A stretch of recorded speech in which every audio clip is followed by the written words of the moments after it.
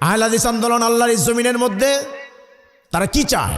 ইন্নানি আনাল্লাহু লা ইলাহা ইল্লা আনা ফা'বুদনি ওয়া আকিমিস সালাতা লিযিকরি। তাওহীদের নিরেট কথা যদি আপনি বলেন, আপনার ঘরে আপনার বাবা আপনার বিরোধিতা করবে, আপনার সমাজ বিরোধিতা করবে, আপনার রাষ্ট্র বিরোধিতা করবে। আহলে হাদিস আন্দোলন বলছে, আমরা এসেছি তোমাদের দুয়ারে, তোমাদের দ্বারে দ্বারে একমাত্র আল্লাহর দাসত্ব শিক্ষা দেওয়ার জন্যে, আল্লাহর গোলামি শিক্ষা দেওয়ার জন্যে। আহলে হাদিস আন্দোলন বাংলাদেশ, আসুন পবিত্র কুরআন ও সহিহ হাদিসের আলোকে জীবন গড়ি। قال تعبد الله ولا تشرك به شيئا وتقيم الصلاة المكتوبة وتؤدي الزكاة المفروضة وتصوم رمضان فقال والذي نفس بيده لأزيد على هذا شيء ولا أنقص منه فلما ولى قال النبي الأمين صلى الله عليه وسلم من سره أن ينظر إلى رجل من أهل الجنة فلينظر إلى هذا أو كما قال عليه الصلاة والسلام। আহলে হাদিস আন্দোলন বাংলাদেশ গাজীপুর দক্ষিণ সাংগঠনিক জেলা কর্তৃক আয়োজিত আজকে ইসলামী সম্মেলনের মোহতারাম সভাপতি, মোহতারাম প্রধান অতিথি অধ্যাপক নুরুল ইসলাম সাহেব, কেন্দ্রীয় মেহমানবৃন্দ, সম্মানিত সুধীমণ্ডলী, যবনিকার অন্তরালে অবস্থানরত আমার মা ও বোনেরা, আমরা মহান আল্লাহ তাবারক ওয়া তাআলার আলিশান দরবারে শুকরগুজার হচ্ছি, যিনি তার অপার অনুগ্রহ দিয়ে, তার দয়া দিয়ে আমাদেরকে এই মাজলিসে শুরু থেকেই বসার জন্যে এবং বলার জন্যে তৌফিক দান করেছেন। মহান মাহবুদের দরবারে স্বতঃস্ফূর্তভাবে আমরা শুকরিয়া আদায় করছি, সকলে সমস্বরে পড়ছি আলহামদুলিল্লাহ। বিশ্ব মানবতার শ্রেষ্ঠ মানুষ, খুলুকিন আযীম, রাফা'না লাকা যিকরাক, ইমামুল আম্বিয়া ইমামুল মুরসালিন, আশরাফুল আম্বিয়া আশরাফুল মুরসালিন, নবী মুহাম্মদুর রাসূলুল্লাহ সাল্লাল্লাহু আলাইহি ওয়াসাল্লামের প্রতি দুরূদ ও সালাম, শান্তির অমীয় বাণী বর্ষিত হোক। এই কাথরার জমিন থেকে আমরা নবীজির প্রতি দুরূদ ও সালাম প্রেরণ করছি, সকলে পড়ছি সাল্লাল্লাহু আলাইহি ওয়াসাল্লাম। প্রিয় মুসলমান ভাইয়েরা, আজকে এই ইসলামী জলসার প্রথম আলোচক হিসাবে আপনাদের সামনে যে বিষয় নিয়ে আলোচনা করব, মুহতারাম আমির জামাতের লিখিত ছোট্ট একটি, একেবারেই ছোট একটি বই, আহলে হাদিস আন্দোলন কি চায়, কেন চায় এবং কিভাবে চায়। সারা বাংলাদেশ ব্যাপী নয়, গোটা পৃথিবীতে আজকে জেনে নিয়েছে আহলে হাদিস আন্দোলন নামে একটা সংগঠন আল্লাহর জমিনে তাওহীদের পক্ষে কাজ করছে। আহলে হাদিস আন্দোলন আজকে সকল ইসলামী সংগঠন এবং সকল রাজনৈতিক দলের কাছে পথের কাঁটা হয়ে আছে। কেন? এই কাজ হচ্ছে কালে কালে যুগে যুগে নবী ও রাসূলদের রেখে যাওয়া কাজ। নবী রাসূলরা যে দাওয়া নিয়ে পৃথিবীতে এসেছিলেন, আহলে হাদিস আন্দোলন সেই ওহীভিত্তিক জীবনযাপন করার জন্যে ব্যক্তি, পরিবার ও সমাজ, রাষ্ট্রের মধ্যে এই দাওয়াত দিচ্ছে।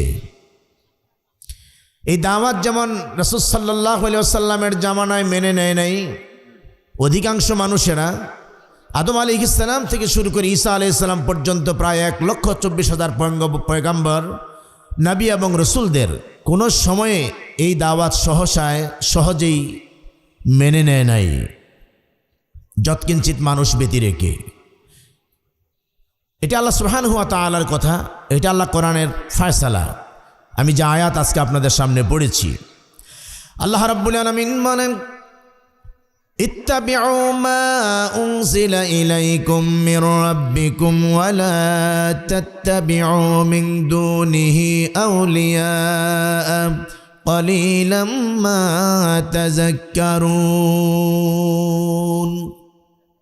আল্লাহ রাব্বুল আলামিন বলছেন, ইত্তাবিউ, তোমরা মেনে নাও, অনুসরণ করো, মা উনজিলা ইলাইকুম মির রাব্বিকুম, তোমাদের রবের পক্ষ থেকে তোমাদের কাছে যা নাজিল করা হয়েছে, ওয়ালা তাত্তাবিউ মিন দুনিহি আউলিয়া, আর সে আল্লাহ রাব্বুল আলামিনের নাজিলকৃত বিধান ব্যতি রেখে ওয়ালির বহু বচন হচ্ছে আউলিয়া, কোনো অভিভাবকের অনুসরণ করা যাবে না। কলিলাম মা তাযাক্কারুন, আল্লাহ রাব্বুল আলামিন বলছেন খুব কম সংখ্যক লোকেরাই, সামান্য সংখ্যক লোকেরাই আমি আল্লাহর এই উপদেশ বাণী গ্রহণ করবে। এজন্য কালে কালে যুগে যুগে যত নবী রসুল পৃথিবীতে এসেছেন ওহীভিত্তিক দাওয়াত দেওয়ার জন্যে। কারণ কোনো নবী রসুল তারা নিজস্ব মন মস্তিষ্ক প্রসূত জ্ঞান দিয়ে জাতিকে আল্লাহর দিকে ডাকেন নাই। আল্লাহ তাদেরকে যে কিতাব দিয়েছেন ওই কিতাব অনুযায়ী তারা মানুষদেরকে দ্বীনের দিকে ডাকছেন, ইসলামের দিকে ডাকছেন, আল্লাহর প্রতি ডেকেছেন। মানব রচিত তথা নবীদের নিজস্ব রচিত মন মস্কৃত প্রসূত জ্ঞান দিয়ে যদি কথা বলতেন তো তাহলে জনগণ এটা কখনোই দ্বীন হিসাবে মেনে নিত না। আল্লাহ রাব্বুল আলামিন বলছেন এই উপদেশ বাণী, এই কোরআন গ্রহণ করার মতো, আসমানি কিতাব গ্রহণ করার মতো মানুষের সংখ্যা খুব কম হবে। কিন্তু যারা মেনে নিয়েছে, কালে কালে যুগে যুগে নবী রসুলদের কথা যা আল্লাহ বলতে বলেছেন, যা আল্লাহ নাজিল করেছেন, যারা মেনে নিয়েছে তারাই সঠিক পথের উপরে, তারাই হেদায়েতের উপরে প্রতিষ্ঠিত হয়েছে। ঠিক কিনা বলেন? আল্লাহ রাব্বুল আলামিন বিশ্ব নবীকে বলেন, ইয়া আইয়ুহার রাসূল বাল্লিগ মা উনজিলা ইলাইকুম মির রাব্বিকুম ওয়া লা তাত্তাবিউ ইয়া আইয়ুহার রাসূল বাল্লিগ মা উনজিলা ইলাইকা মির রাব্বিক, রসূল আপনার কাছে আমি যা প্রেরণ করেছি, আপনার কাছে যা আমি নাজিল করেছি তা আপনি মানুষের কাছে পৌঁছিয়ে দেন। ওয়া ইল্লাম তাফআল ফামা বাল্লাগতা রিসালাতাহু, আপনি যদি আমার নাজিলকৃত বিধানের দাওয়াত এই কিতাব দিয়ে যদি আপনি তাবলীগ না করেন তাহলে রিসালাতের দায়িত্ব আপনি সঠিকভাবে আদায় করেন নাই, সঠিকভাবে আদায় করলেন না। এই দাওয়াত যখন আপনি দিবেন, হক যখন মানুষের কাছে বলবেন, তখন মানুষেরা আপনার বিরুদ্ধচারণ করবে, আপনার পথের মধ্যে বাধা প্রতিবন্ধকতার সৃষ্টি করবে, আপনাকে বাধা দিবে, আপনার উপর অত্যাচার নির্যাতন করবে।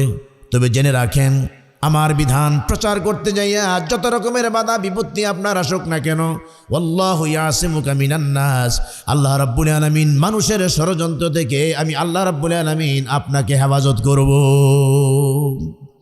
রাসূল করিম সাল্লাল্লাহু আলাইহি সাল্লাম যখন নবুয়ত পেলেন, তিনি যখন তৌহিদের দাওয়াত মক্কা নগরীতে দিচ্ছেন,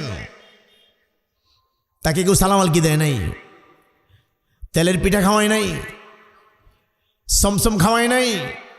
বিধান যখন তিনি বলতে শুরু করলেন, তৌহিদের কথা যখন বলতে শুরু করলেন, তখন মানুষেরা তার বিরুদ্ধচারণ করেছে, মানুষেরা তার উপরে অত্যাচার নির্যাতন করেছে, দেহকে রক্তাক্ত করে দিয়েছে। অথচ তাদের কাছে অত্যন্ত ভালো মানুষ ছিলেন, তাদের কাছে অত্যন্ত আদর্শ মানুষ তিনি ছিলেন, আলামিন ছিলেন। এই আলামিন উপাধি কোনো মুসলিম গোষ্ঠী দেয় নাই, মক্কার মানুষেরা তাকে আলামিন উপাধিতে ভূষিত করেছিল। যেদিন নবুয়তি পেলেন, রেসালত যখন পেলেন, মক্কার উঁচু পাহাড়ে তিনি দাঁড়ালেন, তখন কামাই কিংয়ের ব্যবস্থা ছিল না, ঘোষণার কোনো ব্যবস্থা ছিল না, সোশ্যাল মিডিয়ার কোনো ব্যবস্থা ছিল না। উঁচু পাহাড়ের উপরে কেউ যদি উঠতো তাহলে লোকেরা মনে করতো তার কোনো সামাজিক রাষ্ট্রীয় ঘোষণা আছে, লোকেরা সব তার কাছে চলে আসতো।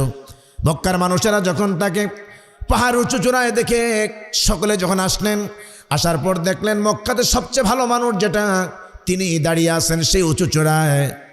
জিজ্ঞেস করলেন, আমাদেরকে কেন ডেকেছ? আল্লাহর নবী বললেন, আমি যদি তোমাদেরকে বলি এই পাহাড়ের মধ্যে, যেই পাহাড়ের পাদদেশে, যেই পাহাড়ের উঁচু চূড়া আমি দাঁড়িয়ে আছি, এই পাহাড়ের পেছনে একদল সৈন্য আছে, অস্ত্র সাজে সজ্জিত, তোমাদেরকে আক্রমণ করবে, এই কথাকে তোমরা বিশ্বাস করে নিতে পারো? মক্কার সমস্ত মানুষগুলি এক বাক্যে সেদিন বলেছিলেন, কোনোদিন তুমি মিথ্যা কথা বলো নাই, কোনোদিন ফাসিকি কথা বলো নাই, আমরা বিশ্বাস করে নিলাম এই পাহাড়ের পেছনে একদল সৈন্য মোতায়েন আছে। মূলত সৈন্য নাই, অস্ত্র নাই, আক্রমণও করবে না। এই কথাটা রাসূল কেন বললেন? বলার কারণ হলো, আমি যে পরে যে কথাটা বলবো, এই কথাটা লোকেরা শুনবে কিনা, লোকেরা বুঝবে কিনা, মানবে কিনা, আমার কথাটা তাদের কাছে গ্রহণযোগ্য হবে কিনা। যার জন্যে লোকেরা যখন বলল, আমরা বিশ্বাস করে নিলাম এই পাহাড়ের পেছনে একদল সৈন্য আছে, রাসূল করিম সাল্লাল্লাহু আলাইহি সাল্লাম তখন বললেন, ইয়া আইয়ুহান নাস কুলু লা ইলাহা ইল্লাল্লাহ তুফলিহুন। মানব মণ্ডলী, ও মানব সমাজ, ও আমার গোষ্ঠীর লোকেরা, আমার জাতির লোকেরা শোনো। ইয়া আইয়ুহান নাস কুলু লা ইলাহা ইল্লাল্লাহ, তোমরা আমার সঙ্গে কথা বলো, আল্লাহ ছাড়া কোনো সত্য মাবুদ নাই, আল্লাহ ছাড়া কোনো হক মাবুদ নাই। তুফলিহুন, তোমরা সফলতা অর্জন করবে, তোমরা সফলকামী হবে। যে কল্যাণের কথা তিনি বললেন, সফলতার তিনি কথা বললেন, এত সুন্দর কথা বললেন, ওই দিন একজন মানুষও তার কথাটা গ্রহণ করেন না। যার কাছে যা আছে, যার কাছে ইট পাটকেলের টুকরা যা ছিল, সাথে সাথে লোকটার প্রতি এত ঘৃণা ভরে হাতের মধ্যে নিয়ে ওই লোকটার চেহারা বরাবর, মাথা বরাবর, দেহ বরাবর যে যেমনি পেরেছে তেমনি করে আক্রমণ করেছে। ওই পাহাড় থেকে নেমে আসা পর্যন্ত তার উপরে আক্রমণই করলো। মাথা থেকে নিয়ে পা পর্যন্ত শরীরের বিভিন্ন জায়গায় ক্ষত বিক্ষত হয়ে রক্ত ঝরে সবুজ গাছগুলি পর্যন্ত লাল হয়ে গেছে। সেদিন লোকেরা তার কথা শুনে নাই। আল্লাহ রাব্বুল আলামিন বলছেন, ওয়াল্লাহু ইয়াসিমুকা মিনান নাস। এভাবে করে একটা বৎসর নয়, 2টা বৎসর নয়, 13টা বৎসর মক্কার জমিনে তিনি শুধু আল্লাহ পরিচিতি দেওয়ার জন্যে, আল্লাহকে উপস্থাপন করার জন্যে, তৌহিদের কথা বলার জন্যে, মানুষেরা যেন আল্লাহকে চিনে, এক এবং একক বেনিয়াজ হিসাবে যেন চিনে, এই কথাটা 1 বছর 2 বছর নয়, 13টি বছর মক্কার জমিনে তিনি দাওয়াত দিলেন। তার দাওয়াত মেনে নিচ্ছে না। অতঃপর নিরাপত্তার জন্যে মুহাম্মদুর রাসূলুল্লাহ সাল্লাল্লাহু আলাইহি ওয়াসাল্লামকে মক্কা থেকে মদিনাতে হিজরত করার জন্য আল্লাহ রাব্বুল আলামিন হুকুম দিয়ে দিলেন।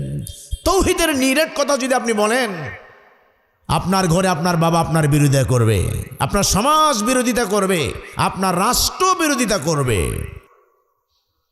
তৌহিদের দাওয়াত যদি মানুষ ময়দানে দেয়, বাধা আসবেই। তৌহিদের কথা যদি কোনো সমাজের কোনো মসজিদে খুতবা দেয়, সমাজের মধ্যে 2টা শ্রেণীতে বিভক্ত হবেই, যেটা রাসূল সাল্লাল্লাহু আলাইহি ওয়াসাল্লামের জামানায় হয়েছিল। যিনি এত ভালো মানুষ, তিনি যখন এত ইলাহ, এত মাবুদের ইবাদত যারা করে, আর তাদেরকে ডাক দিয়া বললেন, এক আল্লাহর ইবাদত করো, এক আল্লাহকে মেনে নাও, তাদের কাছে ব্যাপারটা এমন ছিল, তারা তো বলেছে, ইন হাযা লা শাইউন উজাব, এটা তো একটা আশ্চর্যের কথা। 33 কোটি দেবতার মাইন্যে তো কুল পাই না, আর তুমি বলতেছো এক আল্লাহ মানার জন্যে, একটা আশ্চর্যের কথা, এটা মেনে নেই। সেকাল থেকে শুরু করে অদ্যাবধি পর্যন্ত তৌহিদ মেনে নেওয়া এদেশের মানুষের জন্য অত্যন্ত কঠিন। এই জন্য আহলে হাদিস আন্দোলনের মুভমেন্ট, আহলে হাদিস আন্দোলন আল্লাহর এই জমিনের মধ্যে তারা কি চায়? তারা চায় আমরা আমাদের সার্বিক জীবনে আল্লাহ রাব্বুল আলামিনের তৌহিদ যেন আমরা প্রতিষ্ঠিত করতে পারি। আহলে হাদিস আন্দোলন এই দাওয়াত দিচ্ছে, এটাই চায় আমরা আমাদের সার্বিক জীবনে তৌহিদ ইবাদত তথা আল্লাহ পাকের দাসত্ব যেন আমরা প্রতিষ্ঠিত করতে পারি। আহলে হাদিস আন্দোলন এটাই চায়।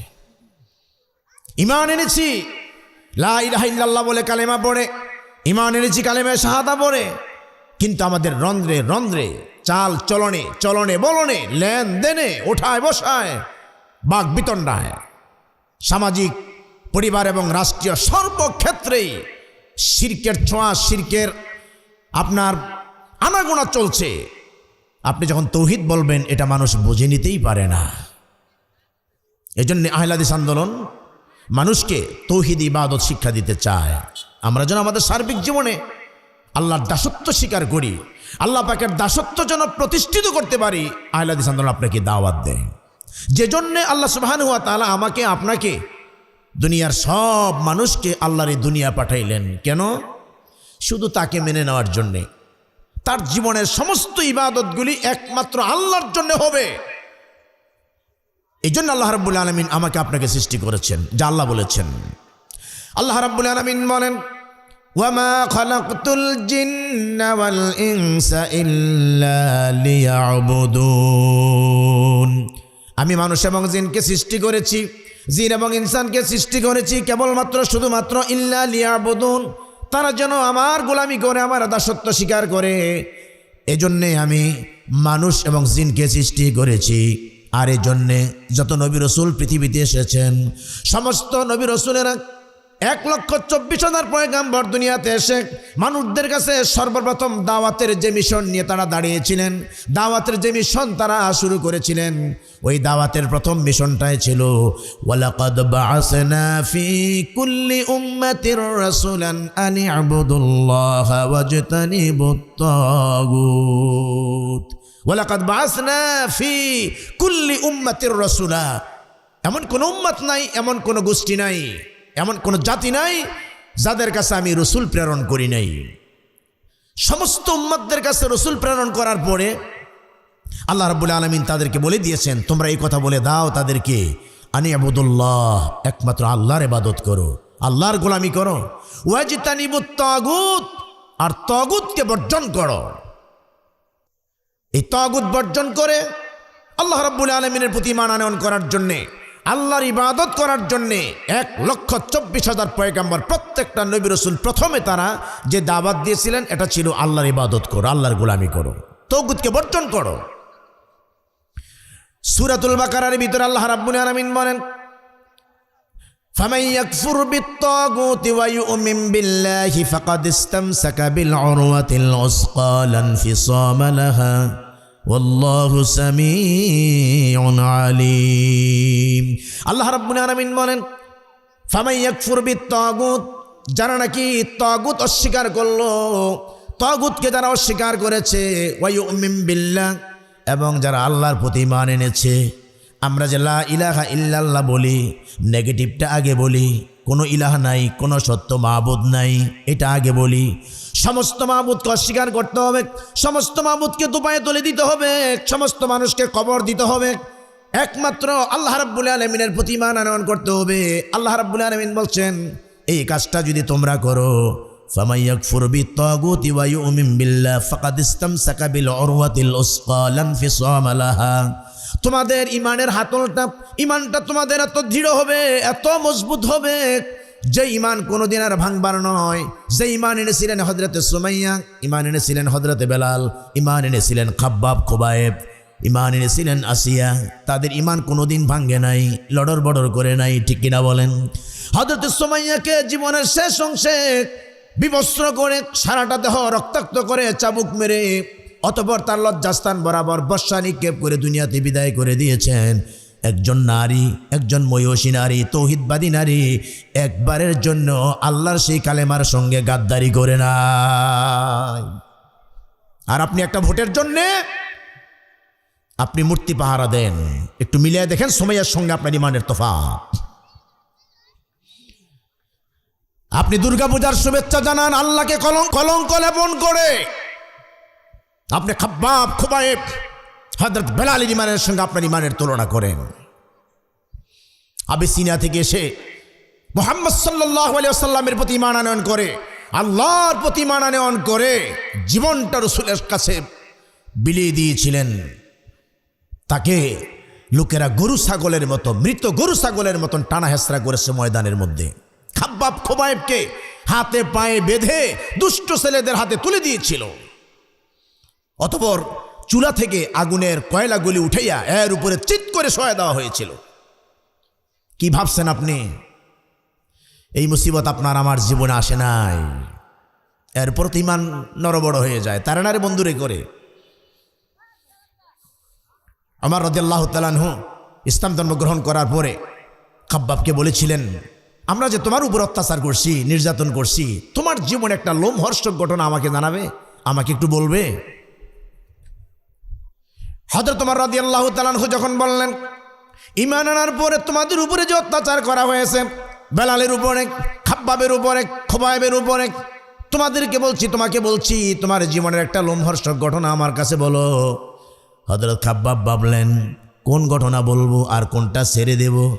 জীবনে যত অত্যাচার তোমাদের দ্বারা হয়েছে সবে তো আমার কাছে জীবনের লোমহর্ষক, যার জন্য একটু দূরে নিয়ে লুঙ্গিটা, তার মানে পরনের কাপড়টা একটু লুজ করে দিয়ে নিচের দিকে কাপড়টা নামাই দিয়ে পাজর এবং পৃষ্ঠদেশের পরিবেশটা তাকে দেখালেন। হযরত ওমর বলছেন, এই কালো গর্তগুলি কিসের?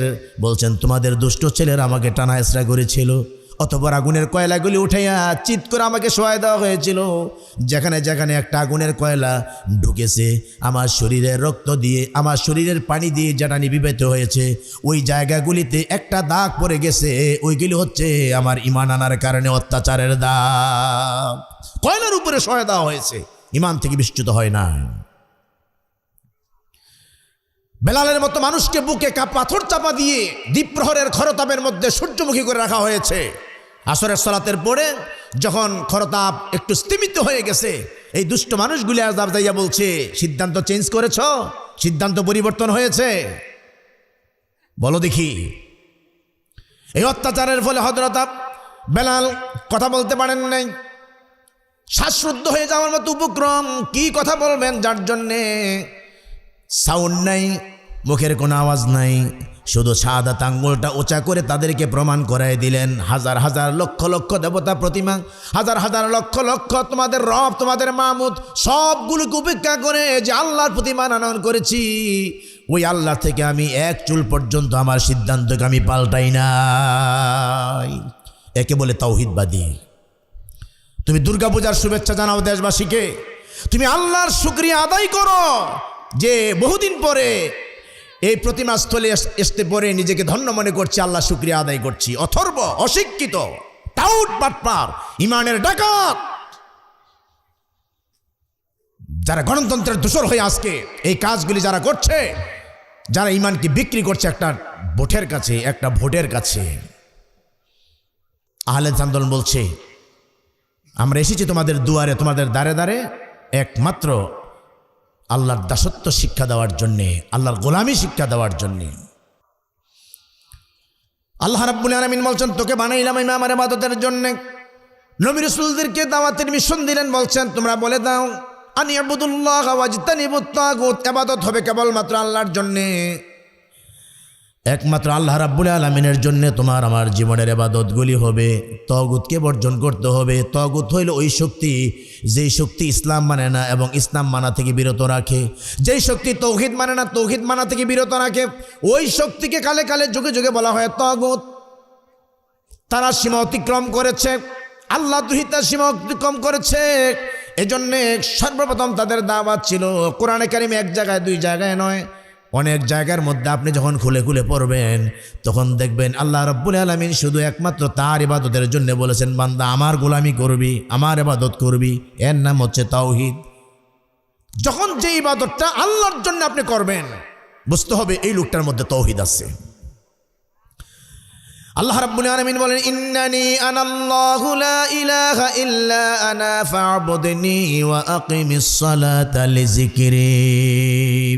আমি ছাড়া কোনো সত্য মাবুদ নাই, আমি হচ্ছি আল্লাহ। ফা'বুদনি, একমাত্র আমার গোলামি কর। আল্লাহ রাব্বুল আলামিন বলছেন, বান্দা তুই যখন সালাতের ভিতরে বলো ইহদিনাস সিরাতাল মুস্তাকিম, আয় আল্লাহ তোমার কাছে একটা সঠিক রাস্তা চাই, সহজ সরল রাস্তা চাই, হেদায়েতের রাস্তা চাই। আল্লাহ রাব্বুল আলামিন কোরআনে কারীমের সূরাতুল আল ইমরানের মধ্যে বলছেন, ওয়া আনি'বুদুনি হাযা সিরাতুম মুস্তাকিম, আমার গোলামি করবি, সর্বত্র যদি আমার গোলামি করস, হাযা সিরাতুম মুস্তাকিম, এটা হচ্ছে সিরাতুম মুস্তাকিম। আপনারা বলবেন ইবাদত কি আবার আল্লাহ ছাড়া অন্য কারোর জন্য হয়? জি হয়, বলে তো আমরা তাওহীদের কথা বলি। ফেসবুক ইউটিউব খুললে পড়ে দেখা যায় কবরের কাছে যেয়ে মানুষ সেজদা দেয়, পিসাবের সামনে যেয়ে মাথা নত করে। আছে কি আছে না বলেন? আজকে বাড়ির পাশের কবরের কাছে মানুষ যাওয়ার মানুষ নেই, মানুষ খুঁজে পাওয়া যায় না। নিজের বাবাকে কবর দিয়া কবর জিয়ারত করার স্বপ্ন তার মনের মধ্যে আসে না। যেই বাবার বাড়িতে থাকে, যেই বাবার ঘরের মধ্যে থাকে, যেই বাবার রেখে যাওয়া সম্পদ চুষে চুষে খাচ্ছে, ওই বাবার কবরের কাছে যাওয়ার সুযোগ হয় না। চলে যায় শাহজালালের মাজারে, শাহ মাকদুমের মাজারে, তাও ব্যানারটা নেই, এসো শাহজালালের মাজার জিয়ারতে, টিকিটের হার ৩,০০০ টাকা, 2 দিন 2 রাত, 6 বেলা খাবার, ব্যানার টানাইয়া মাজারে জিয়ারত করতে চায়। বাংলাদেশে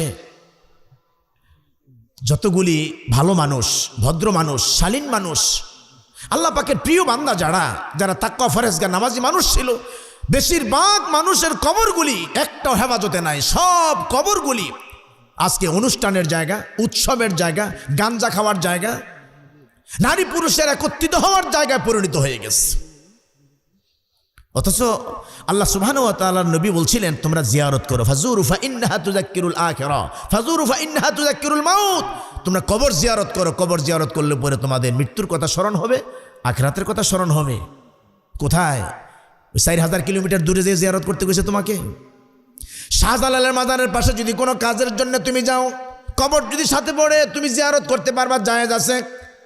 কিন্তু তুমি যদি তোমার বাড়ি থেকে কোথাও জিয়ারতের জন্য যাও, কোথাও নামাজ পড়তে যাও, একমাত্র পৃথিবীতে 3টা মসজিদ ছাড়া অন্য কোথাও সওয়াবের নিয়তে বাড়ি থেকে বের হওয়া যাবে না, জিয়ারত করা যাবে না। আল্লাহ নবী বলেন লা তাশুদ্দুর রিহাল ইল্লা ইলা সালাসাতি মাসাজিদ, লা তাশুদ্দুর রিহাল ইল্লা ইলা সালাসাতি মাসাজিদ, মসজিদুল হারাম, মসজিদ আকসা, মসজিদুন নববী, বাইতুল্লাহ এবং মসজিদে নবী, জেরুজালেমের বাইতুল মাকদাস। এই 3টা জায়গায় যদি মানুষেরা নিজের বাড়ি থেকে টাকা পয়সা খরচ করে সেখানে যায়, নামাজ পড়ে, বাইতুল্লাহতে 1 রাকাত নামাজ পড়লে 1000 রাকাত, 1 লক্ষ রাকাতের সওয়াব হয়। মসজিদে নববীতে যদি কেউ 1 রাকাত নামাজ পড়ে, 1000 রাকাত যদি অন্য মসজিদে নামাজ পড়ে তার সমপরিমাণ সওয়াব হয়। মসজিদে আকসাতে 500 রাকাত, মতান্তরে 1000 রাকাত। এই 3টা মসজিদ ছাড়া পৃথিবীর কোনো বড় মসজিদ বলেন, বড় দরগা বলেন, বড় মাজার বলেন, নিজের বাড়ি থেকে টাকা পয়সা খরচ করে যাওয়া ইসলাম হারাম ঘোষণা করেছে। এর জন্য যাওয়া যাবে না।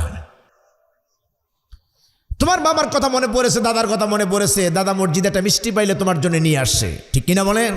এত আদর করেছে। আজকে সেই দাদার রেখে যাওয়া বাড়িতে তুমি থাকো, মনে পড়লে একটু কবরের কাছে চলে যাও, বাবার কবরের কাছে চলে যাও। তুমি যদি 2টা কথা বলতে পারো আল্লাহকে, তোমার দোয়া আল্লাহর দরবারে মঞ্জুর। তুমি যদি তোমার বাবার জন্য বলতে পারো আমার আব্বার গুনাহ খাতা মাফ করে দাও, আল্লাহ বাবার কবরের পাশে দাঁড়াইছি, আল্লাহ আপনার বাবার গুনাহ খাতাগুলো আল্লাহ মাফ করে দিবেন। সেখানে যায় না, আপনি আপনার আব্বার কবরের পাশে দাঁড়াবেন, একটু দোয়া করবেন। এই জন্য আপনাকে কষ্ট করে লালন পালন করেছিল, আপনি কামাই করে খাওয়াবেন এই আশা বাপ মার নাই, কোনো বাপ মারে নেই।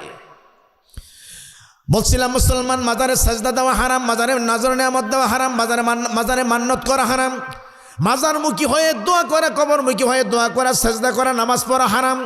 বিশ্বনবী সাল্লাল্লাহু আলাইহি সাল্লাম বলেছেন লানাল্লাহু যায়রাতাল কুবুরি ওয়াল মুত্তাখিদিন আলাইহা ওয়াস সুরুজ।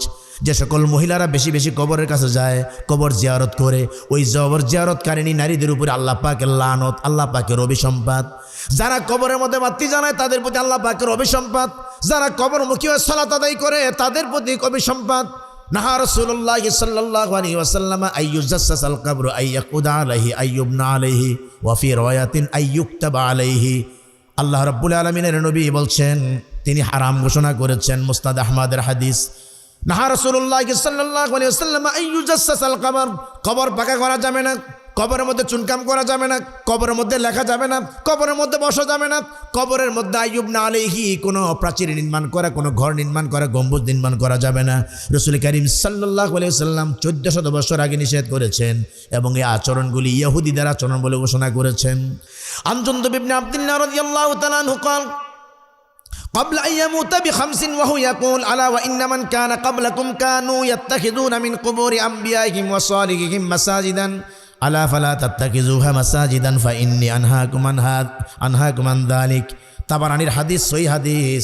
জুনদুব ইবনে আব্দুল্লাহ বলছেন, আল্লাহর নবী যেদিন ইন্তেকাল করেন এই গণনায় 5 দিন আগে রাসূল এই হাদিসটা আমাদের মাঝে বললেন।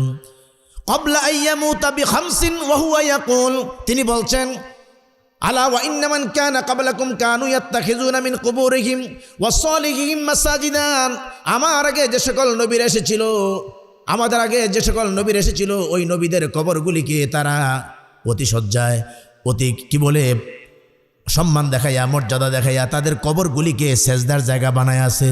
আলা ফালা তাত্তাখিযুহা মাসাজিদান, আমি তোমাদেরকে নিষেধ করছি তোমরা এটা করো না। ফা ইন্নী আনহাকুম আন যালিক, এই আচরণ করতে আমি নবী তোমাদেরকে নিষেধ করছি। অতএব কবরের পাশে পাকা করা তো দূরের কথা, নামাজের জায়গা বানানো তো দূরের কথা, কবরের পাশে একটা ইট পর্যন্ত যেতে পারবে না। অনেক মানুষেরা কবর পাকা করে না, কিন্তু কবরটা চিহ্নিত করার জন্য একটা কি বলে পিলার উঠায়, এর মধ্যে নেম প্লেট লাগায়, 14 গোষ্ঠীর ঠিকানা লিখে, কোন দিন মারা গেছে, কোন দিন জন্ম নিছে, একেবারে RS CS BS সব। কি লাভ হবে? মৃত্যুর পরে যে সকল সন্তানেরা তাদের আব্বার প্রতি সম্মান দেখাইয়া এই কাজ করলো, যত টাকা খরচ হলো আল্লাহর আদালতে বিচারের কাঠ গড়ায় তাকে ওই টাকার সম্পর্কে জিজ্ঞাসিত হবে, তাকে জবাবদিহি করতে হবে। মানুষেরা তৌহিদ বোঝে না। যদি মানুষেরা তৌহিদ বুঝতো তাহলে 30 টাকা দিয়ে অষ্টতা তুবাতের আংটি হাতে দিয়ে তারপরে নিজেকে এর উপরে সপর্দ করতো না। রসুলের কাছে 10 জন মানুষের কাফেলা আসলেন বায়াত গ্রহণের জন্যে। আল্লাহ নবী 9 জনকে পালাক্রমে বায়াত করালেন। একজন একজন করে বায়াত গ্রহণ করলেন 9 জন, একজনকে বায়াত করলেন না।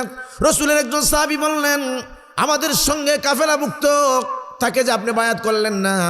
তখন রসুল সাল্লাল্লাহু আলাইহি ওয়াসাল্লাম বলছেন, তার হাতে তাবিজ ঝুলতেছে, এই জন্য আমি তাকে বায়াত করছি না। রসুল করিম সাল্লাল্লাহু আলাইহি ওয়াসাল্লামের কথা শুনে যখন ওই তাবিজটা ছিঁড়ে ফেলে দিলেন, অতঃপর আল্লাহর নবী সাল্লাল্লাহু আলাইহি ওয়াসাল্লাম তাকে বায়াত নিয়েছেন। বলুন সুবহানাল্লাহ। তাহলে আহলে হাদিস আন্দোলন আপনাকে কি চায়? আহলে হাদিস আন্দোলন চায় আমাদের সার্বিক জীবনে তাওহীদ ইবাদত আল্লাহর দাসত্ব প্রতিষ্ঠা একমাত্র করতে চায়। আর এটাই মানব জীবনের, মুসলিম জীবনের, মুমিনের জীবনের সবচেয়ে বড় সম্পদ।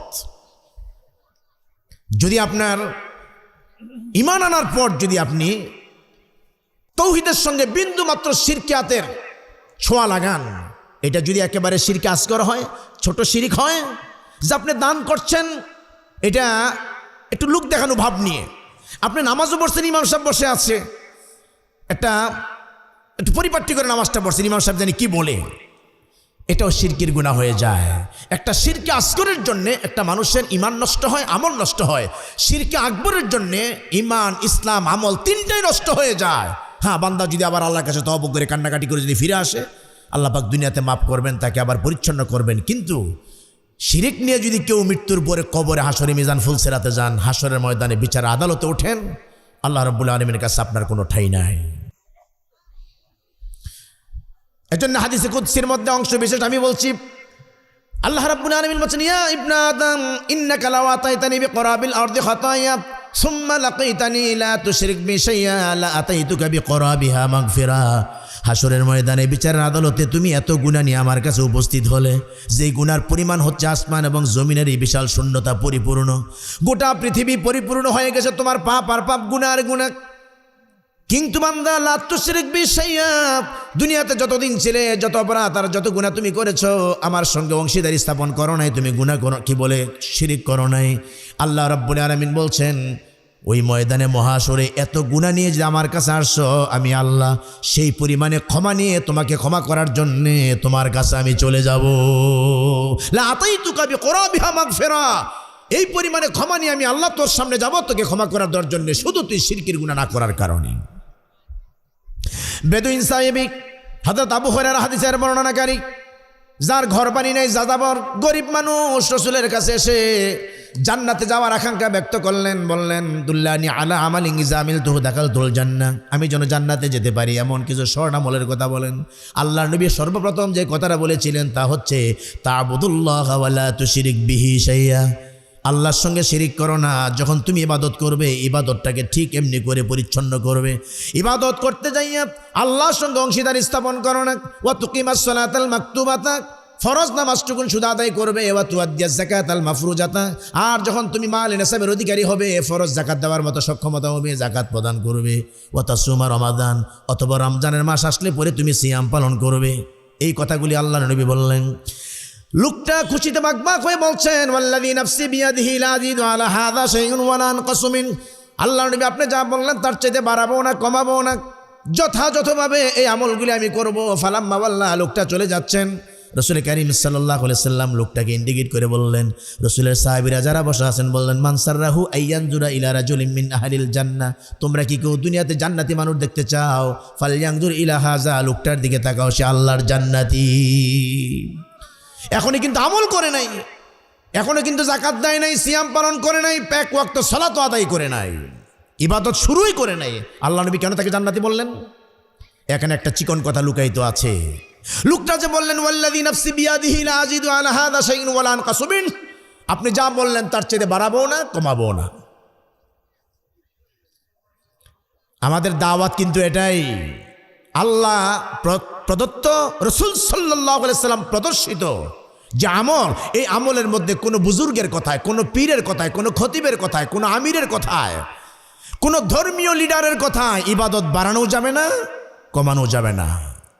1450 বছর আগে আল্লাহর নবীর থেকে স্বীকৃত যে আমল, এই আমল কিয়ামত পর্যন্ত এটাই থাকবে। কালের পরিবর্তনে, যুগের পরিবর্তনে পৃথিবীর আধুনিকতার পরিবর্তন ঘটতে পারে। এই জন্যে কোনো দোয়া, কোনো জিকির, কোনো সালাত তার সংখ্যা, তার সময়, তার স্থান, তার পরিমাণ কখনোই বাড়বে না। ইবাদতের কোনো নমুনা বাড়ানো কমানো যাবে না। এটাও কিন্তু আমাদের একটা দাওয়াত যে একমাত্র বিধান হবে ওয়াহির বিধান। যেহেতু রাসূল সাল্লাল্লাহু আলাইহি ওয়াসাল্লাম তার সারাটা জীবনে, তিনি নবুয়তি জীবনে দিন ধর্মের ব্যাপারে, ইসলামের ব্যাপারে নিজের মন মতো একটা কথা বলেন নাই, আল্লাহ তাকে যা বলতে বলেন নাই। কত সাচ্চা নবী, কত নিরেট নবী। মা ইয়ান্তিকু আনিল হাওয়া ইন হুয়া ইল্লা ওয়াহয়ু ইউহা। আল্লাহ পাক নিজে সার্টিফাই করছেন সূরাতুন নজমের মধ্যে, মা ইয়ান্তিকু আনিল হাওয়া, আমার রাসূল নিজের মন মতো কোনো কথা বলেন নাই। ইন হুয়া ইল্লা ওয়াহয়ু ইউহা, আমি আল্লাহ তাকে যে ব্যাপারে ওহী করেছি, যেটা বলার জন্যে তিনি ঠিক তাই বলেছেন। এমন নবী পাওয়ার পর এই নবীকে থুইয়া আমরা মানি মাযহাব, এই নবীকে থুইয়া আমরা বানাইছি তরিকা। ঠিক কিনা বলেন? তরিকা গুনতে গেলে আপনি খাতা কলমে কুলাবেন, এত তরিকা আমাদের দেশে এখন বেরিয়েছে। আর প্রত্যেক তরিকার লোকেরা রসুলের তরিকা থুইয়া, রসুলের রসম রেওয়াজ থুইয়া, রসুলের সুন্নাহ থুইয়া আজকে তাদের মাযহাবের, তরিকার, ইজমের ইবাদত করছে ওই তরিকা মতোই। নচেত রসুল শিক্ষা দিয়েছেন আফদালুজ যিকরি লা ইলাহা ইল্লাল্লাহ, কিয়ামত পর্যন্ত এই জিকির লা ইলাহা ইল্লাল্লাহ থাকবে। এই জিকিরকে আল্লাহ আল্লাহ করা যাবে না, এই জিকির ইল্লাল্লাহ করা যাবে না, এই জিকির হু হু করা যাবে না, এই জিকির হ্যাঁ হ্যাঁ হ্যাঁ করা যাবে না, এই জিকির আল্লাহ আল্লাহ আল্লাহ আল্লাহ করা যাবে না। এদেশের আহলে হাদিস আলেমদের সঙ্গে যারা মোনাজারা করার জন্য প্রতি, আমার মনে হয় ঘুমের মধ্যে, স্বপ্নের মধ্যে মোনাজারা করার জন্য বলে, তাদেরকে বছর ফেসবুকে দেখছি বড় দরবারে যাইয়া এই জিকির করছে আল্লাহ আল্লাহ আল্লাহ আল্লাহ আল্লাহ। বলেন দেখি, এর চাইতে পাগলামি, এর চাইতে বস্তামি আর কিছু হতে পারে? আমার মহান মাহবুদের নাম যেখানে আল্লাহ নবী শিক্ষা দিয়েছেন লা ইলাহা ইল্লাল্লাহ, আল্লাহ যেখানে শিক্ষা দিয়েছেন ফাআলাম আন্নাহু লা ইলাহা ইল্লাল্লাহ, কোন আক্কেলে, কোন জ্ঞানে আমি এটাকে ভাঙতে ভাঙতে ভাঙতে ভাঙতে এটা খাটো করে দিয়েছি। আল্লাহ রাব্বুল আলামিন বলছেন ওয়ালিল্লাহিল আসমাউল হুসনা ফাদউহু বিহা ওয়া যারুল লাযিনা ইউলহিদুনা ফি আসমাইহি সাইয়ুজাউনা মা কানু ইয়ামালুন। আল্লাহর জন্য সুন্দর সুন্দর নাম আছে, ওই নামগুলি ধরে ধরে তোমরা ডাকো আল্লাহকে। আল্লাহর নামের যারা বিকৃতি ঘটায়, আল্লাহর তাসবিহ যারা বিকৃতি ঘটায়, আল্লাহর জিকিরের যারা বিকৃতি ঘটায়, আল্লাহর ইবাদতের যারা বিকৃতি ঘটায়, আল্লাহর দোয়ার যারা বিকৃতি ঘটায়, তাদের সঙ্গে আমাদের কোনো সম্পর্ক নাই। অতএব আমার জীবন, আপনার জীবনে যখন যে ইবাদতটা করব, ওই ইবাদত যেন তৌহিদ ভিত্তিক ইবাদত হয়, ওই ইবাদতের মধ্যে যেন শিরকিয়াতের কোনো মিশ্রণ না থাকে। আহলে হাদিস আন্দোলন এটাই চায়। কেন চায়?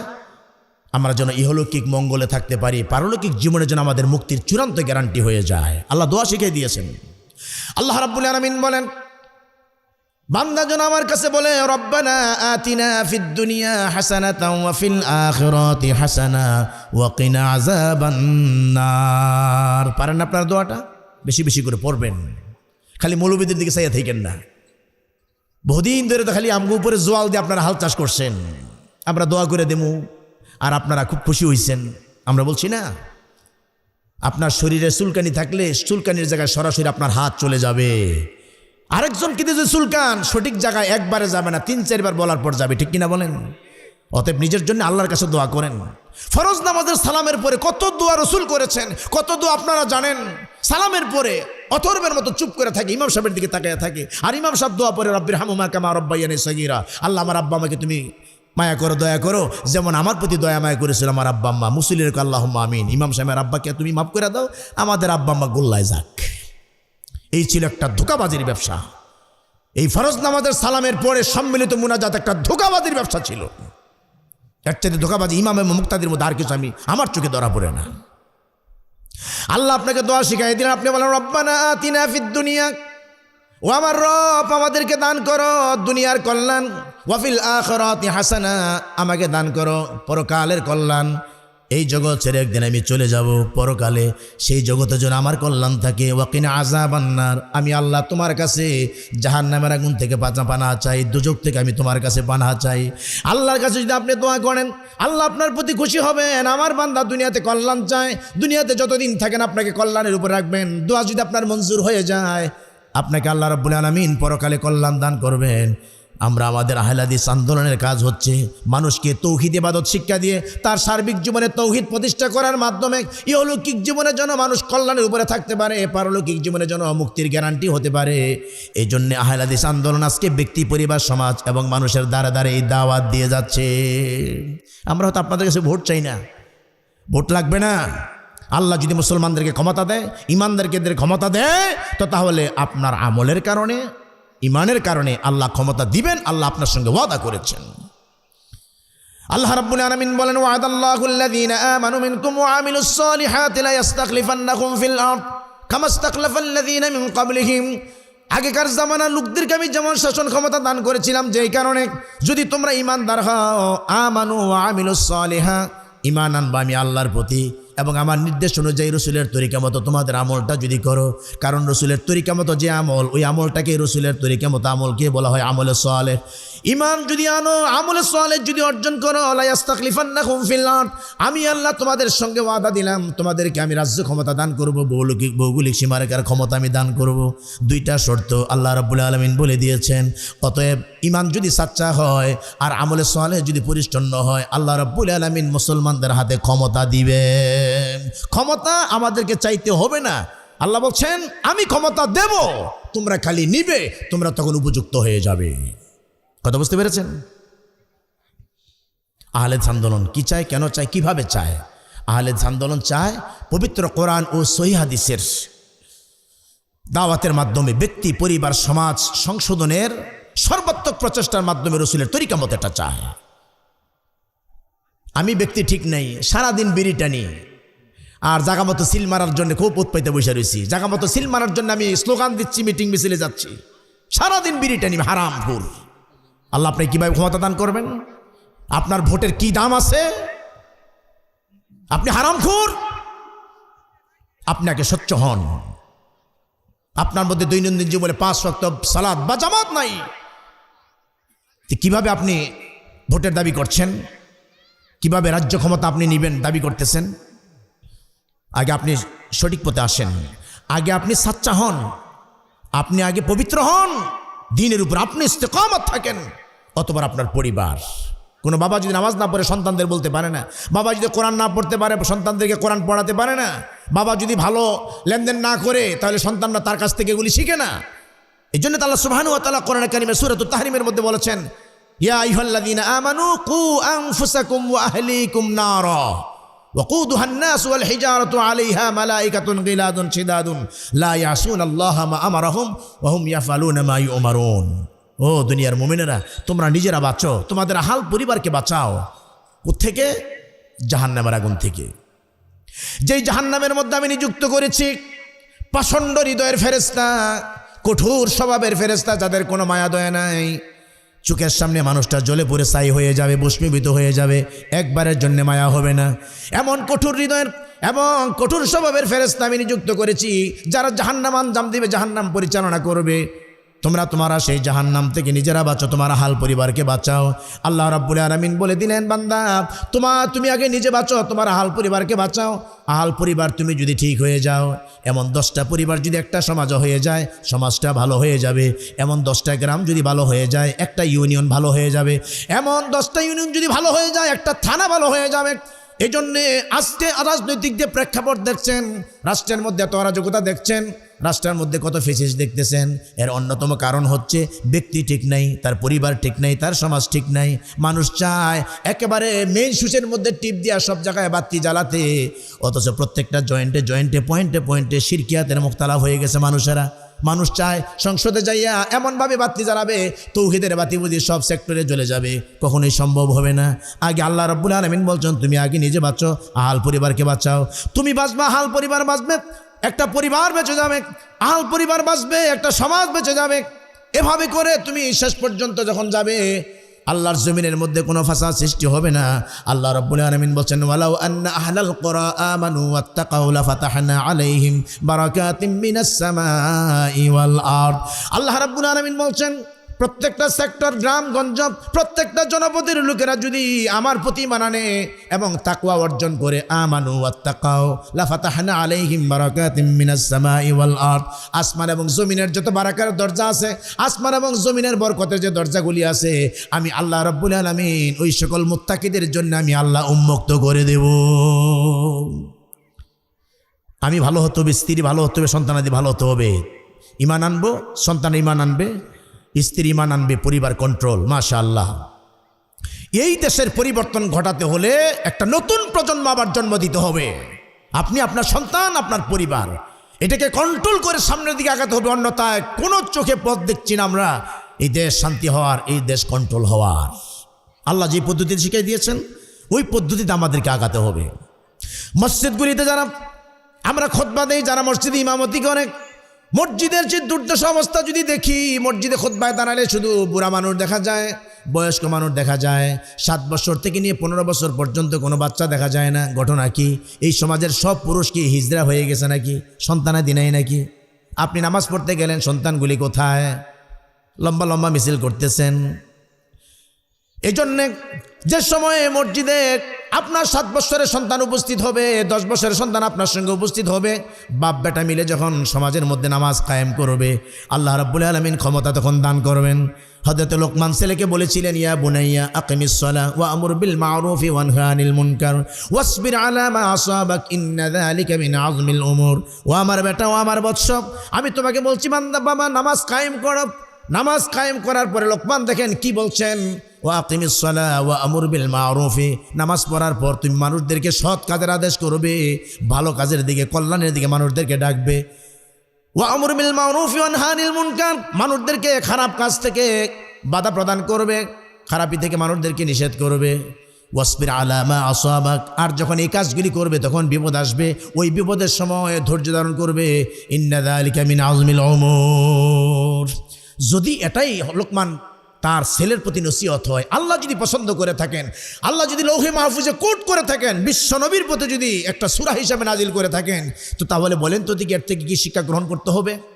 আপনার ছেলে এত সুন্দর করে তাকে লালন পালন করে বড় করছেন, আপনার মতো চৌধুরী বংশের, পাঠান বংশের, সরকার বংশের একটা ছেলেকে একজন রাজনৈতিক দলের নেতা টোক্কা দিয়ে নিয়ে গেল, 500 টাকা দিয়ে, 300 টাকা দিয়ে, সারাদিন ওর পেছনে। আপনার তো আত্মহত্যা করা উচিত, ইসলামের জায়েজ নাই নতে, এটাই আপনাকে বলতাম। আপনার এই ছেলেকে এত সুন্দর করে লালন পালন করার পরে সারাদিন একটু মিছিলে ঘোরার জন্যে, নেতার পেছনে ঘোরার জন্যে 500 টাকা দিয়ে সারাদিনের জন্য আপনার ছেলেকে কিনেছে। অথচ আপনার ফ্রিজে খাবারের অভাব নাই, গোলাতে খাবারের অভাব নাই, ব্যাংক ব্যালেন্সের অভাব নাই, ইন্ডাস্ট্রি কলকারখানার অভাব নাই। আপনি আপনার নিজের ছেলেটাকে কন্ট্রোল করতে পারলেন না।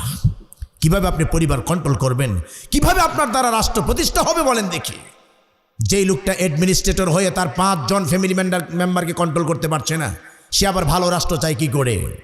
আপনার জীবদ্দশায় আপনার মেয়ে প্লাজো পরে, প্যান্ট পরে, টাকনুর উপরে ময়দানে চলে, ওড়না ছাড়া গেঞ্জি পরে, আপনি 3 জন মানুষের সদস্যের অ্যাডমিনিস্ট্রেটর, একজন রাষ্ট্রপ্রধান একটা ফ্যামিলির, আপনি আপনার 3 মেয়ে 3 ছেলেকে আপনি কন্ট্রোল করতে পারছেন না, স্ত্রী কন্ট্রোল করতে পারছেন না। আর দোকানে দোকানে বসে বসে আপনি বলছেন রাষ্ট্রের কি হলো, ডক্টর ইউনূস জানি কতদিন থাকে, সামনে দিন ক্ষমতায় কারা আসে। কি চিন্তা ফিকির আপনার? আপনি ওই দিকে যান কেন? এত দূরে তো বহু টাকা ভাড়া লাগবে। আপনি চাষটল থেকে যে বাড়িতে যাবেন, যাই জিজ্ঞেস করেন না ছেলেটা কিন্তু ভাত খেতে বসেছেন, জোহরের নামাজটা পড়ছে কিনা। তার পায়জামা প্যান্টের দিকে তাকান না, তার চুলের কাটিংয়ের দিকে তাকান না। এটাতে আপনি পারেন না? আহলে আন্দোলন বলছে তুমি আগে ঠিক হও, তোমার পরিবারকে ঠিক করো। তুমি তোমার পরিবার হাল যদি ঠিক হয়, একটা সমাজ প্রতিষ্ঠিত হবে। এবং এটা করতে হবে নবীজির তরিকায়, নবীগণের যে তরিকায় তারা সমাজ কন্ট্রোল করেছেন, রাষ্ট্র কন্ট্রোল করেছেন, পরিবার কন্ট্রোল করেছেন, ওইভাবে তোমাকেই করতে হবে। আল্লাহ নবী বলছেন মুরু আওলাদাকুম বিসসালাতি ওয়া হুম আবনাউ সাব'a সিনিন। তোমার ছেলে যখন 7 বছর উপনীত হয়, নামাজের কথা বলো, তোমার সঙ্গে নামাজে নিয়ে যাও। একবার সপ্তাহে, মাসে একবার বলবা, প্রতিদিন 5 বার সন্তানকে নামাজের খবর নিতে হবে। সপ্তাহে 35 বার, মাসে 150 বার। বলেন দেখি এই ছেলেকে যদি 10 বছর পর্যন্ত আল্লাহ নবী নামাজের জন্য ইনফরমেশন দিতে বলেন, এই ছেলে বেনামাজি থাকে কি করে? আপনি বলেন নেই। আপনি ছেলের পেছনে সময় দিচ্ছেন না, রাজনৈতিক অঙ্গনে আপনার সময় ঠিকই চলছে। আর লোকমান ছেলেকে বলছেন বাবা নামাজ পড়ো, বাবা ইয়া বুনাইয়া, ও আমার বৎস, ও আমার ছেলে, ও আমার বাসাদন, ভাষার মান কি? আর আপনি 9 বছরে 6 বছরে একবার ধরেন, ইচ্ছা মতো হেরে হের মারে, ইচ্ছা মতো গাইলমন্দন করেন। এগুলি কি দাওয়াতের ভাষা? আগে নিজের কন্ট্রোল হন। আহলে হাদিস কোনো পরিবারের জন্য ধূমপান না থাকে বন্ধ করুন। বাবারা সন্তানদেরকে টাকা দিয়ে সিগারেট আনায়, সে কিভাবে মুসলিম দাবি করে বলেন দেখি? বাবা নিজের চোখের সামনে, সন্তানের চোখের সামনে আরেকজন টাকা পাও না, তাকে বছরের পর বছর গুড়াচ্ছে, সন্তান এগুলি সব দেখছে। আপনার লেনদেন মোয়ামেলা ভালো না, কিসের আহলে হাদিস আপনি? মাসের পর মাস, বছরের পর বছর চলে যায়, একদিন আল্লাহর কালাম হাতে নেওয়ার সৌভাগ্য আপনার হয় না। আপনি কিভাবে রাষ্ট্রীয় ক্ষমতা দিয়ে ইসলাম চান? আপনি আগে নিজে কোরআন পড়ুন। যে দেশের মানুষ 90%-এর উপরে কোরআন পড়তে পারে না, সে দেশে কোরআন দিয়ে ইসলামিক স্টেট কায়েম হবে, কোরআন দিয়ে রাষ্ট্র চালাবে, এই স্বপ্ন দেখা যেন অন্ধ মানুষের স্বপ্নের মতো। যে দেশের মানুষ 90% কোরআন পড়তে পারে না, আপনি গণনা করে দেখেন আপনার সমাজে কয়টা মানুষ আছে আর কয়টা মানুষ কোরআন পড়তে পারে। অথচ এটা ওহীর বিধানের সর্বপ্রথম হুকুম ছিল। এই কোরআনের বিধানে আল্লাহ পাক বলে দিয়েছিলেন, ইকরা, আপনি পড়ুন, বিসমি রাব্বিকাল্লাযী খালাক, আপনার রবের নামে যিনি আপনাকে সৃষ্টি করেছেন। তুমি মুসলমান, এদেশে 90% মুসলমান, তুমি আল্লাহর এই নাজিলকৃত বিধানের প্রথম বিধানটাই, প্রথম হুকুমটাই তুমি অমান্য করে চলছো আর নিজেকে মুসলিম বলে দাবি করছো। আহলে হাদিস আন্দোলন আপনাদেরকে দাওয়াত দিচ্ছে, এটা ওহী ভিত্তিক জীবন যাপন করার জন্য আপনাকে দাওয়াত দেয়। এই জন্য আমাদের স্লোগানও তো আছে, সকল বিধান বাতিল করো, ওহীর বিধান কায়েম করো, মুক্তির একই পথ দাওয়াত ও জিহাদ। সকল বিধান বাতিল করে একমাত্র ওহীর বিধানের কাছে মাথা নত করতে হবে। আল্লাহ যা বলেছেন, ইত্তাবিউ মা উনসিলা ইলাইকুম মির রাব্বিকুম ওয়া লা তাত্তাবিউ মিন দুনিহি আউলিয়া কলিলাম মা তাযাক্কারুন। আল্লাহ পাক বলছেন, বান্দা, আমি যা তোমাদের কাছে নাজিল করেছি তা মানো, এটা ব্যতিরিক্ত যত ওলি আল্লাহ পীর বুজুর্গ আছে, যত রকমের অভিভাবক তোমাদের আছে, সকলের কথাকে তোমরা দোপায়ে দলে দাও, সব কথাকে ছুড়ে ফেলে দাও, তবে এই সংখ্যক লোক কম হবে। এই যৎকিঞ্চিত আহলে হাদিসের মানুষ কত টিটকারি আমাদেরকে নিয়ে করে, কত জায়গায় আমাদেরকে মারতেছে, কত জায়গায় আমাদের মসজিদ ভেঙে দিচ্ছে। মসজিদ তো ভাঙ্গে ভাঙ্গে, এটা বড় কথা নয়। মসজিদের মধ্যে আল্লাহর কালাম, এগুলিরও নিরাপত্তা নেই। এগুলি কেমনে ঢিলায় ফালায়, কেমনে র্যাক থেকে ফেলে দেয়, চোখের সামনে এগুলি আমরা কত দেখলাম ফেসবুকের মধ্যে। কিভাবে মানুষ পারে একটা ব্যক্তির সঙ্গে আক্রোশ করে? তুমি তো রাসূলের জীবনের পরে মাযহাব মানছো, আমি তো একদিনও তোমাকে বলি না মাযহাব কেন মানছো, মাশাআল্লাহ মানো। তোমার ইমাম তো বলছে তোমাকে সহিহ হাদিস মানার জন্য, ইজা সাহাল হাদিস ফাহুয়া মাযহাবি, যখন কোনো সহিহ হাদিস পাবে এটাই আমার মাযহাব। কিন্তু মাযহাব মানলা ঠিক, তুমি কি ইমামের কথা একদিনও মানলা না। তোমার ইমাম বলছে সহিহ হাদিস মানার জন্যে, আর তুমি সহিহ হাদিসকে কবর দিয়া তোমার ইমামের রায়, তোমার ইমামের রসম রেওয়াজ তুমি মেনে নিচ্ছ, তুমি মাযহাব মানতে পারছো না। আল্লাহ পাক আমাদের সুমতি দান করুক, সকলে বলুন আমিন। সম্মানিত সুধী মণ্ডলী, এই জন্য আহলে হাদিস আন্দোলনের পতাকা তুলে আপনারা থাকবেন। আপনাদের যুবক ছেলে যারা আছে তাদেরকে আমাদের বাংলাদেশ আহলে হাদিস যুব সংঘের ছত্রছায়াতে অন্তর্ভুক্ত করার জন্য তাদেরকে নসিহা করবেন। আপনাদের টাকা পয়সা লাগলে খরচ করবেন এবং যথোপযুক্তভাবে আপনাদের কি বলে মসজিদগুলিতে আমাদের মোহতারাম আমিরে জামাতে যে কিতাবগুলি আছে, এগুলি খুব বাছাই করা কিতাব, ছোটি বই, ছোট ছোট বই, অথেন্টিক লেখা, এগুলিতে মাঝে মধ্যে তালিম দিবেন, সিরাত রসুলের তালিম দিবেন, সলাত রসুলের তালিম দিবেন। আর আপনারাও বসবেন, শেখার চেষ্টা করুন, বোঝার চেষ্টা করুন। ভাই, অনেকে দোয়া মাসুরা জানেন না, তাশাহুদ জানেন না, একটা সূরা সুন্দর করে পড়তে পারেন না। জীবন তো আপনার চলছে।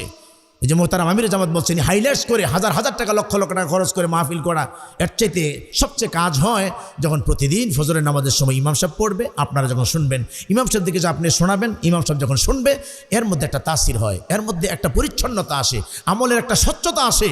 আমরা যেন আমাদের মসজিদগুলিতে একটা দাওয়াতের মারকাজ হিসাবে শুধু নামাজ পড়ে তালা দিয়ে চলে গেলাম এমনটা যেন না হয়, দাওয়াতের মারকাজ হিসেবে আমাদের সব প্রত্যেকটি মসজিদগুলিতে আমরা সেভাবে আমরা পরিচালনা করি। আল্লাহ পাক যেন সেই তৌফিক দান করে, সকলে বলুন আমিন। আহলে হাদিস আন্দোলন কি চাই কেন চাই, যে বই চলে আসছে মোহতারাম আমির জামাতের লেখা, একবারে ছোট বই। যারা ভদ্রলোক শিক্ষিত মানুষ তারা এক বইটুকু ইনশাআল্লাহ পড়তে পারবেন, পড়বেন। পাক মুক্ত জীবন, পথ ও পাথেয়। আজকে আপনাদের একজন মোহতারাম আলোচক ডক্টর মোহাম্মদ কাবিরুল ইসলাম, অথেন্টিক লেখা এবং দালিল ভিত্তিক লেখা, আপনারা বই নিয়ে যাবেন। আমাদের স্টল ইনশাআল্লাহ বই আছে। সহিহ কিতাবুদ দোয়া, দৈনন্দিন জীবনে আপনাদের যে কিছু দোয়া কালাম আছে, এক একটা আমল করতে যে দোয়া আছে, অন্তত যেগুলি বেসিক দোয়া না পড়লে নাই হয়, এই দোয়াগুলি আপনাদের শেখা দরকার। একটা বই ঘরে থাকলে পড়ে, কত আলমিরা আছে, সুকেস আছে, কত দামি দামি ফার্নিচার আছে, একটা বই কত 120 টাকা, 200 টাকা, 150 টাকা, 50 টাকা। এই দামের বইগুলি টেবিলের উপরে থাকবে, আপনি পড়বেন, পুত্রবধূ পড়বেন, নাতিরা পড়বে, ছেলেরা পড়বে, একটা বই যথেষ্ট। একটা সলাত রসুল আপনার ঘরে থাকবেই। প্রতিদিন 12-14 টাকা দিয়ে পত্রিকা কিনে পড়েন, একটা তাহারিক রাখেন, 1 মাসে 25 টাকা 30 টাকা, কয় টাকা খরচ হয় দেখি। লাস্টে অনেকগুলি প্রশ্ন আসে, এগুলি আপনার পরিবারের সবাই জানলো বুঝলো, একটু অবসর সময় পাইলো কিতাব দোয়া দৈনন্দিন জীবনে নিয়ে যাবেন। সিয়াম ও কেয়াম সামনে আসতেছে, অতএব আমাদের মোহতারাম আমির জামাতের লেখা সিয়ামের অনেক নির্দেশনাবলী আছে। সিয়াম কিভাবে ভঙ্গ হয়, কিভাবে রাখতে হবে, তা অপূর্ণ একটা ইবাদত। এই জন্য এটা আপনারা বাড়িতে পড়বেন, এবং কেয়াম রাতের বেলা কীভাবে সালাত আদায় করবেন, তারাবির সালাত কীভাবে পড়বেন, তাহাজ্জুদ কীভাবে পড়বেন, এই ব্যাপারে সুন্দর লেখা আছে। বিবাহ, পরিবার ও সন্তান প্রতিপালন। বিবাহের মধ্যে কত জড়তা, আমাদের মধ্যে কত অপসংস্কৃতি। ডিজে গান ছাড়া বিয়ে হয় না, ডিজে গান ছাড়া বিয়ে হয় না, এগুলি চলবে কি না?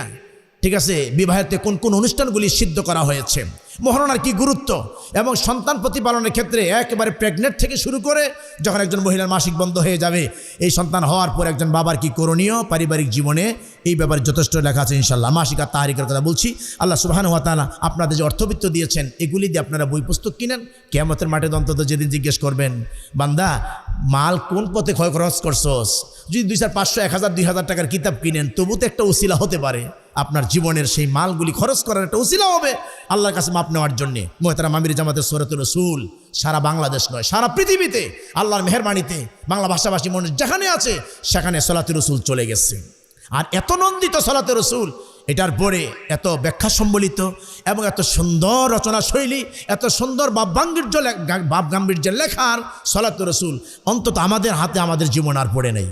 একটা বই আপনারা ইনশাল্লাহ নিয়ে যাবেন, বাড়িতে রাখবেন। এই উদাত্ত আহ্বান জানিয়ে গাজীপুর জেলার সাংগঠনিক পরিচালনা যারা আছেন সকলকে আন্তরিক মোবারকত জানিয়ে আমি আমার বক্তব্য এখানে শেষ করছি। সুবহানাকাল্লাহুম্মা বিহামদিক, আশহাদু আল্লা ইলাহা ইল্লা আনতা, আস্তাগফিরুকা ওয়া আতুবু ইলাইক। আসসালামু আলাইকুম ওয়া রাহমাতুল্লাহি ওয়া বারাকাতুহু।